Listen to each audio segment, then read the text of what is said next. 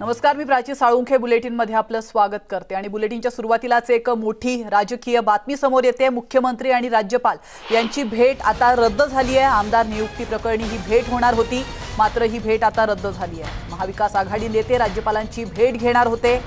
संध्याकाळी 6 वाजता ही भेट होणार होती। नियोजित कार्यक्रमामुळे वेळ देण्यात आलेली नाहीये असं सांगण्यात येत आहे। वेळ मागितली नाही अशी माहिती राजभवनाकडून देण्यात आली आहे।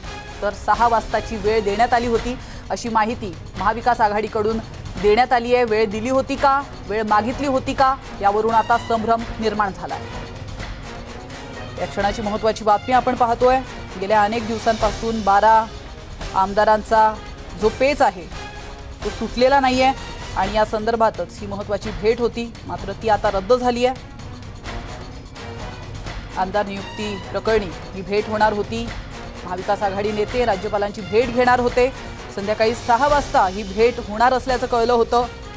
नियोजित कार्यक्रमामुळे वेळ देण्यात आलेली नाहीये असं राजभवनातून सांगण्यात येत आहे। तर वेळ मागितली नाही अशी माहिती राजभवनाकडून देण्यात आली। तर याविषयी अधिक माहिती देत आहेत आपले प्रतिनिधी सागर कुलकर्णी। सागर, नेमकी काय माहिती समोर येते?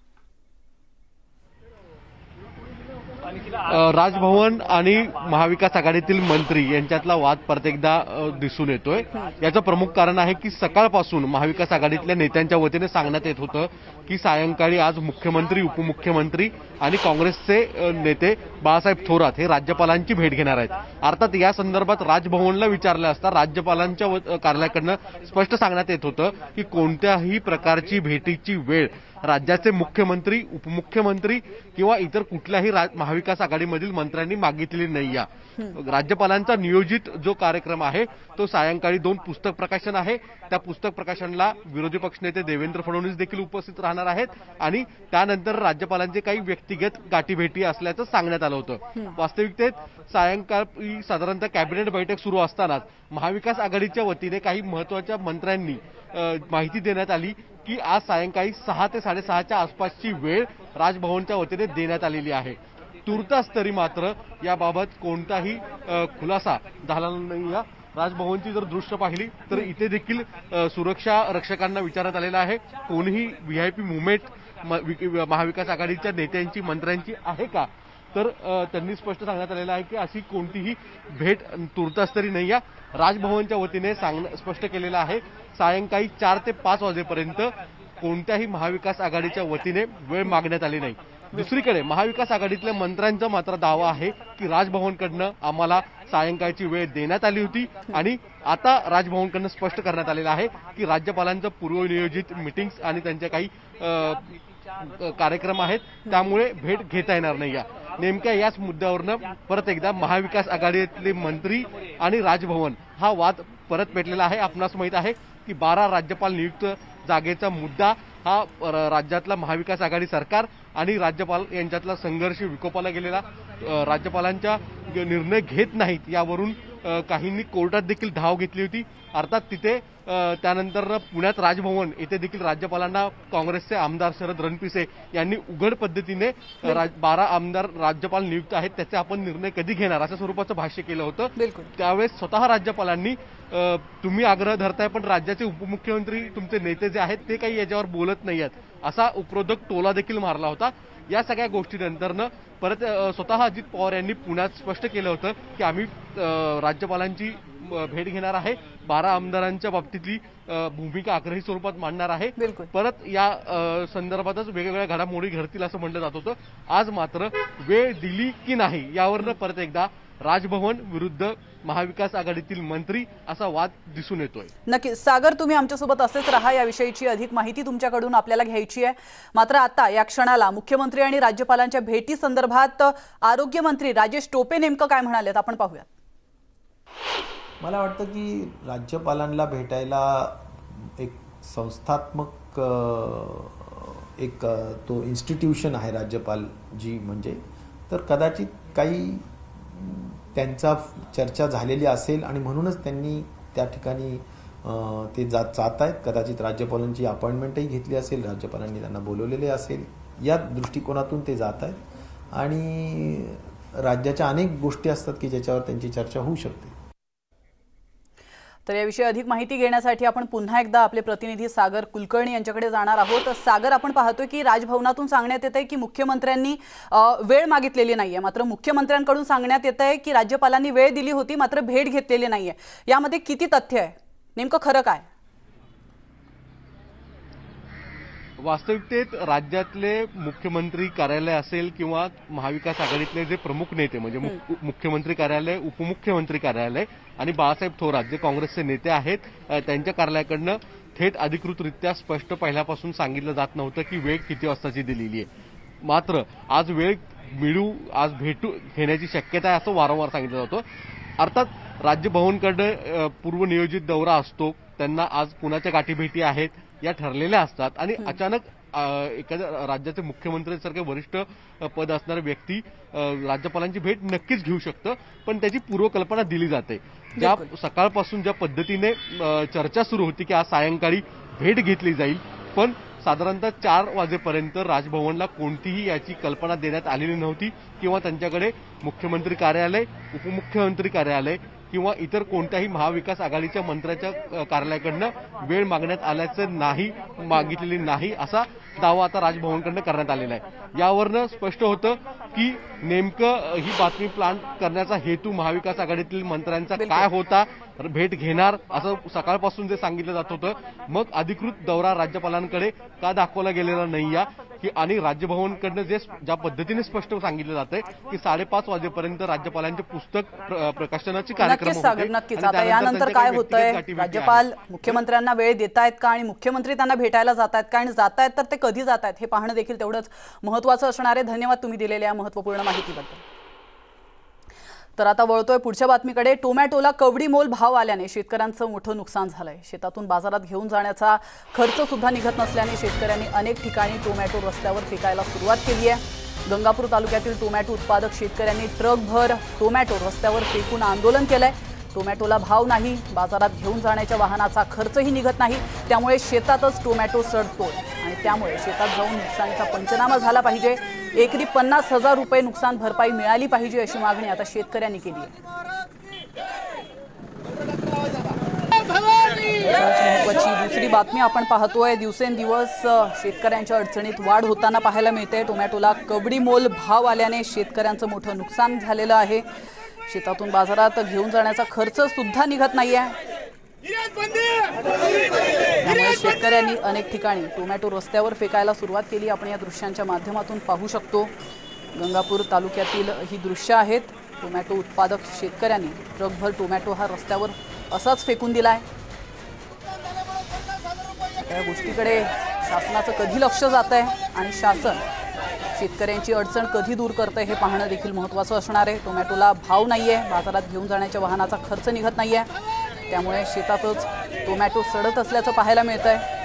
त्यामुळे शेतात जाऊन नुकसानीचा पंचनामा करावा अशी मागणी देखील आता शेतकरी करू लागले आहेत। सोबतच एकरी 50,000 रुपये नुकसान भरपाई मिळाली पाहिजे अशी देखील मागणी शेतकऱ्यांनी केली।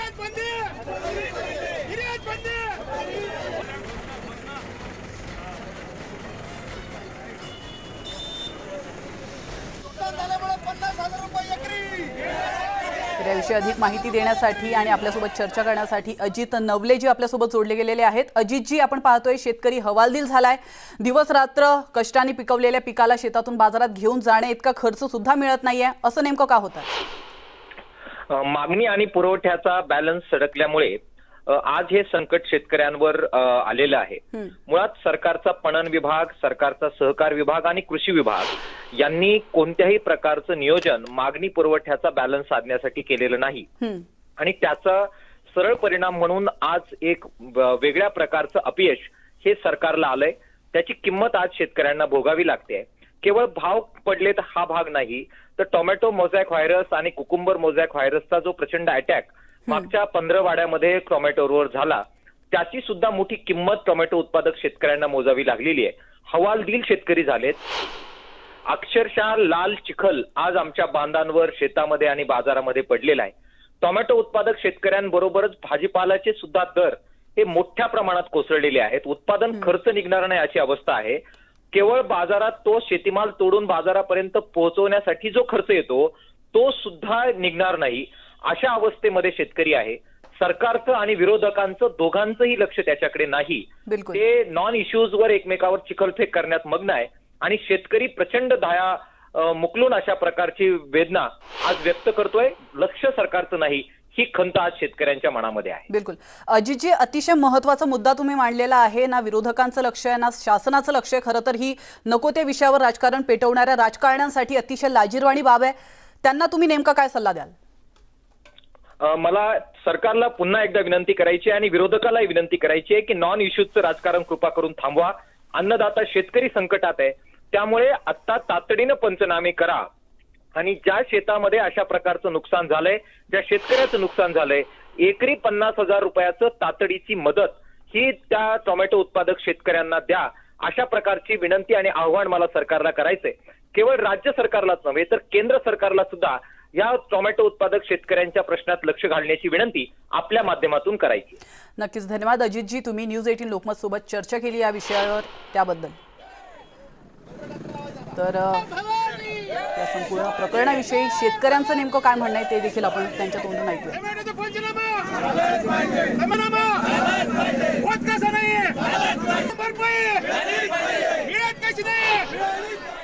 खूप मोठी बिकट अवस्था आमच्या शेतकरी बांधवांची या ठिकाणी झालेली आहे. म्हणून आज या ठिकाणी शेतकऱ्यांच्या टोमॅटोला भाव नसल्यामुळं राज्य महामार्ग लासूर स्टेशन सावंगी चौकामध्ये संपूर्ण शेतकऱ्यांनी या ठिकाणी टोमॅटो भर रस्त्यावर फेकून या टोमॅटोला भाव द्यावा किंवा टोमॅटोचे शेतकरी जिवंत ठेवावं या ठिकाणी आज शासनाचं लक्ष वेधण्यासाठी हे टोमॅटोचे शेतकऱ्यांनी या ठिकाणी आंदोलन पुकारलेलं आहे.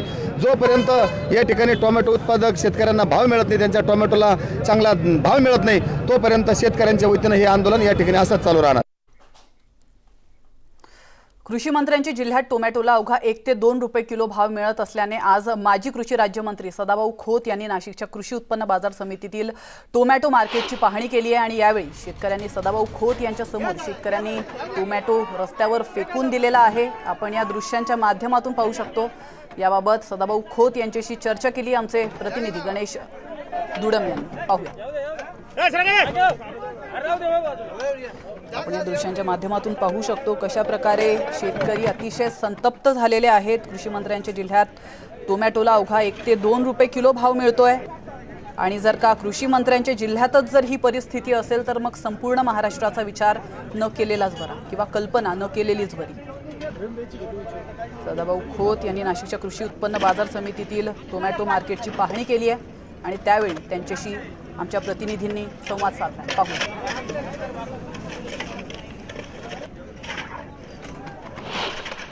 शेतकऱ्यानं घामानं पिकवलेला त्याचा माल आमच्या डोळ्यात देखत रस्त्यावर फेकावा आणि त्याचा चिखल व्हावा, हे खऱ्या अर्थानं या राज्याच्या दृष्टीनं सुद्धा ही एक मोठी दुर्दैव बाब आहे. आणि मी सरकारला सांगतो की तुम्ही आता तुमची राजकारणाची सर्कस खरोखर आता बंद करा, विदोषक चाळं आता बंद करा आणि गावगाड्यातला शेतकरी कशा पद्धतीनं आज या ठिकाणी जीवन जगत आहे, त्याची काय परिस्थिती निर्माण झालेली आहे ही खऱ्या अर्थानं बघावी लागेल. आणि तुम्ही बघणार नसाल तर आम्हाने आता हातात दांडकी घेऊन रस्त्यावरती उतरावं लागेल. इथे घेतो एक छोटासा ब्रेक, लगेचच परत येतोय. तुम्ही पाहत राहा न्यूज 18 लोकमत.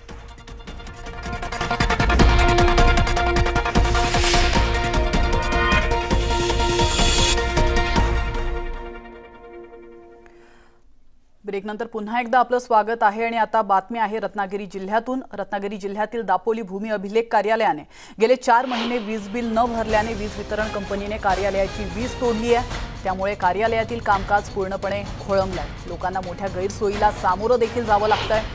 ग्रामीण भागातील नागरिक महत्त्वाच्या कामासाठी भूमी अभिलेख कार्यालयामध्ये कार्यालयीन वेळेत दाखल झाले. मात्र या कार्यालयातील वीज तोडण्यात आल्याने कामकाज होऊ शकलेलं नाहीये आणि त्यामुळे नागरिकांची मोठ्या प्रमाणात गैरसोय झाली आहे.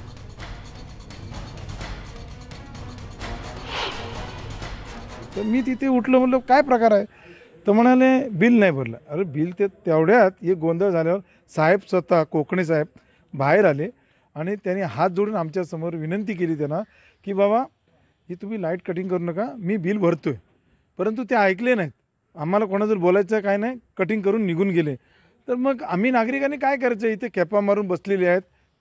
2 दिवस आम्ही मग लाईटचं दापोलीमध्ये असा प्रकार आहे की लाईट येते जाते, लाईट येते जाते. मग बिल समजा ठीक आहे भरलं नसेल, पण भरतो म्हणून सांगितलं तरीसुद्धा ऐकत नाही. आणि आज आमच्या इथे एवढ्या लोकांचा त्रास झालेला आहे आम्हाला. तत्पूर्वी MSEBचे काही लोक येऊन इथं लाईट कट करून जात होते. तेवढ्यात साहेब स्वतः बाहेर आले आणि त्यांनी रिक्वेस्ट केली की तुम्ही तोडू नका, माझ्या कर्मचाऱ्याला मी पैसे भरायला पाठवतो आहे. पण त्यांनी काही न ऐकता ती लाईट तोडली. ह्याच्यात दोन्हीकडची चुकी आहे. त्यांनी नोटीस द्यायला पाहिजे, कोण साहेबांना सांगायला पाहिजे होतं आम्ही तोडायला आलो आहे. आता वळतोय पुढच्या बातमीकडे. विदर्भ राज्य आंदोलन समितीने आज विदर्भभर रास्ता रोको आंदोलन केलंय. कोरोना काळातील नागरिकांचे वीज बिल कमी करणे, पेट्रोलचे दर कमी करणे यासाठी केंद्र सरकार आणि राज्य सरकार दोघांच्या विरोधात विदर्भवाद्यांचं हे आंदोलन होतं. अनेक महिला आंदोलनकर्त्यांनी रस्त्यावर झोपून रास्ता रोको केला.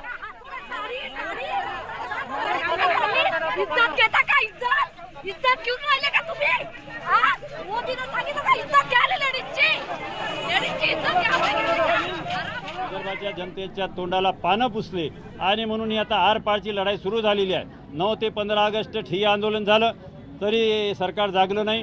आज या ठिकाणी रस्ता रोको जेल भरो आंदोलन आहे. याच्यानंतर जे सरकार जागलं नाही तर केंद्र सरकारचे एक भाजपचे नेते या नात्याने देवेंद्र फडणवीस यांना समोर करून आम्ही लगेच देवेंद्र फडणवीस यांना पूर्ण विदर्भभर गावबंदी करणार आहोत. त्यांच्या सभेमध्ये, सार्वजनिक सभेमध्ये त्यांना लोक प्रश्न विचारतील की तुम्ही म्हटलं होतं विदर्भ देणार, केव्हा देणार ते बोला, त्याच्यानंतर आम्ही बाकीचं ऐकायला तयार नाही. तर वेगळ्या विदर्भ राज्यासाठी स्वतंत्र विदर्भवाद्यांनी आज विदर्भभर आंदोलन केल्याचं आपण पाहतोय. चंद्रपूरच्या राजुरा शहराच्या सीमेवर विदर्भवादी नेते माजी आमदार वामनराव चट्टप यांच्या नेतृत्वात आंदोलन करण्यात आलंय. विदर्भातील 120 तालुक्यात रास्ता रोको आणि जेल भरोद्वारे विदर्भवाद्यांनी स्वतंत्र विदर्भाची मागणी बुलंद केली आहे. आणि या दरम्यान पेट्रोल डिझेल दरवाढ कमी करण्याची मागणी देखील करण्यात आली आहे. अधिक वीज निर्मिती करणाऱ्या विदर्भाला 200 युनिट मोफत वीज देण्याची मागणी आंदोलकांनी पुढे केली.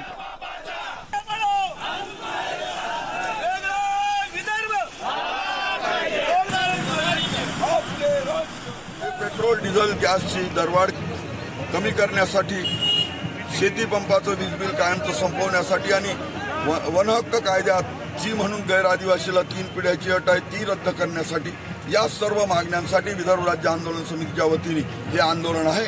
आणि 116 वर्षाची ही विदर्भाची मागणी आहे. आणि यासोबतच बुलेटिनमध्ये वेळ झाली आहे इथंच थांबण्याची. मात्र तुम्ही कुठेच जाऊ नका, पाहत रहा न्यूज 18 लोकमत.